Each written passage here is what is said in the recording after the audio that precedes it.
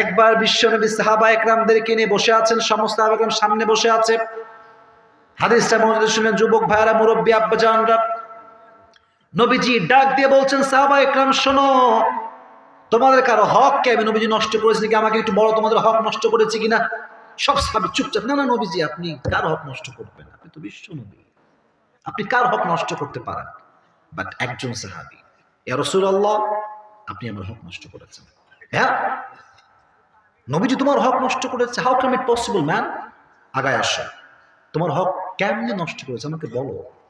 বলছে যে যুদ্ধের ময়দানে যুদ্ধ চলছে, আপনি একজন কাফেরকে তরবারির আঘাত করতে গিয়ে এই আঘাতটা আমার পিঠে লেগেছে। যদি আপনি কিসাসটা আদায় করতে চান, তাহলে আমিও আপনার পিঠে একটা তরবারির আঘাত করতে চাই। নাউজুবিল্লাহ। ওমর ফারুকের নাম বললাম না সবাইকে? এই বলেন না, নরম সাহাবী না গরম সাহাবী? গরম, হট মেজাজের মানুষ। যখন শুনছে নবীর এসে মারবে, এই বেটা তোর সাহস কত রে, আগায় আসছে, ওরা ধরবে বলে। নবীজি বলছে, এই Omar stop, thief man stop, let him do his work, থামো, তার কাজ করতে দাও। সে যখন দৌড়ে আসবে, নবীর কাছে এসে দাঁড়িয়েছে। এবার এসে আরেক কথা বলছে, নবী, আপনি যখন আমাকে আঘাত করেছিলেন, আমার পিঠে কোনো জামা ছিল না। আপনি যদি আঘাতটা, কিসাসটা আদায় করতে চান, ওপেন ইউর ড্রেস, জামা খোলেন। এটা শুনে ওমরে আর কি থাকে, ও মাইরেই ছাড়বে আজকে। তুই নবীরে মারবি ভালো কথা, তুই আবার জামা খুলে মারবি? এত বড় সাহস, স্পর্ধা তোর কে দিল? নবীজি তো মায়ার নবী, দয়ার নবী। বলছে, ওমর থামো না, এটা তো আল্লাহর মুআমেলা নয়, এটা বান্দার মুআমেলা।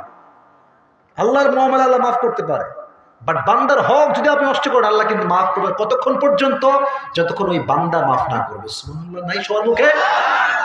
Omar stop stop stop stop, let him do his work. সে আসছে, এবার আমার দিকে চোখ না, আমার এই দিকের তাকা। নবীজি ওকে বলছেন, পেছনে দাঁড়াও, আমি কাপড় তুলছি, তুমি আমাকে আঘাত করবে। নবী যখন পিঠের কাপড়টা একটু তুলেছেন, এই পর্যন্ত যখন কাপড় আসছে, মোহর নবুয়ত যখন একটু বের হয়েছে, দৌড় দিয়ে এসে ওই সাহাবী, আঘাত তো দূরের কথা, এসে নবীজির মোহর নবুয়তে চুমু খেয়ে ফেলেছে। নবীজি বলছে, কি হলো এটা? তুমি তো আমাকে আঘাত করতে চেয়েছিলে, আঘাত করলে না কেন? ওই সাহাবীর সঙ্গে সঙ্গে চিৎকার করে কান্না, ইয়া রাসূলুল্লাহ, আমি আপনাকে আঘাত কেন করব? আমি, আমার মা, বাবা, সন্তান, স্ত্রী সবাই আপনার জন্য জীবন দেওয়ার জন্য প্রস্তুত আছে। সবাই বলেন, আমি আপনাকে আঘাত করতে চাই না নবী। আমি তো শুনেছি নবীর হাতের সঙ্গে যে হাত লাগে, ওই হাতে জাহান্নামের আগুনটা হারাম হয়ে যায়।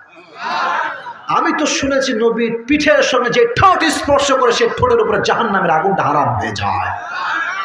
আমি আমার এই ঠোঁটটাকে জাহান্নামের আগুন থেকে বাঁচাতে চেয়েছিলাম, আমি আপনাকে চুমু দিয়েছি, আমি অভিনয় করেছি, আমি কৌশল করেছি, আমাকে আপনি মাফ করবেন।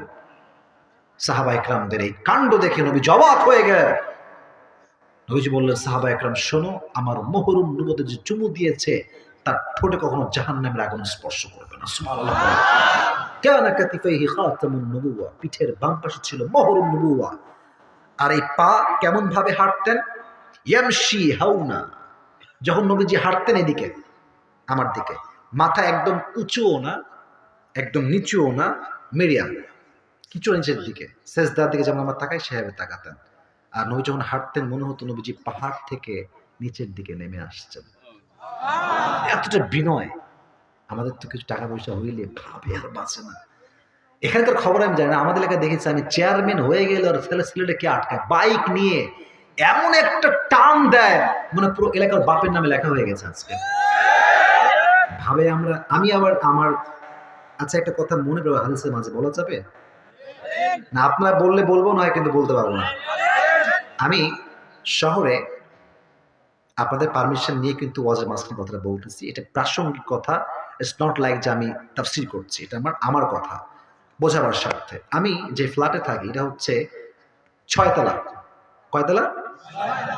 দেখবেন শহরের ফ্ল্যাটে, আপনার গ্রামের মানুষ ভাই, আপনাদের কি বোঝাবো বলেন? আমি গ্রামের ছেলে, গ্রামের এক বাসায় কোনো সমস্যা হলে 14 এলাকার লোক তাকে ভালোবেসে চলে আসে। আমি শহরের ছেলে, এখন শহরে থাকি, আমার থেকে সরসর অবস্থা। শহরের এক ফ্ল্যাটে কেউ মরলে সেকেন্ড ফ্ল্যাটে কেউ আসে না, দেখতেও আসবে না আপনাকে। আমি আপনাকে মিথ্যা বলছি না, আমি আপনাকে সত্য বলছি, দেখতেও আসবে না আপনাকে। আর গ্রামে যদি কাউকে একটা আঘাত করে 14 গ্রামের মানুষ থেকে বাঁচাতে চলে আসবে, ঠিক কিনা বলেন? গ্রামে একটা ঐক্যতা আছে, ভালোবাসা আছে, সম্মান আছে।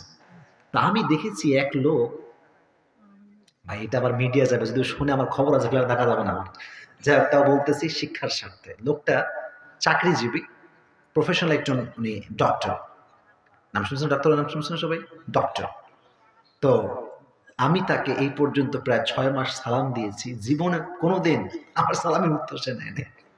6 মাস সালাম দিয়েছি, কোনোদিন সে উত্তর, অথচ তার গাড়ি আমার গাড়ি সেম গাড়ি, তার ফ্ল্যাটের চাই তার ফ্ল্যাটটা আরো ভালো, না আরো দামি ফ্ল্যাট আর কি।